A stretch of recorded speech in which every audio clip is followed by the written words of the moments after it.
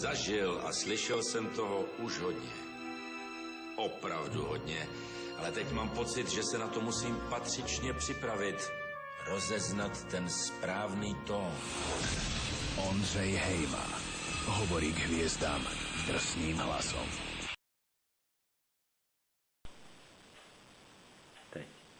Tátal pes, přijel ves, přeselený louku, přeselím, myslivec, pál na toboutu, píšu ne, co děláš, přestadlo se staral, nebyvám, nevím sám, a státo dále.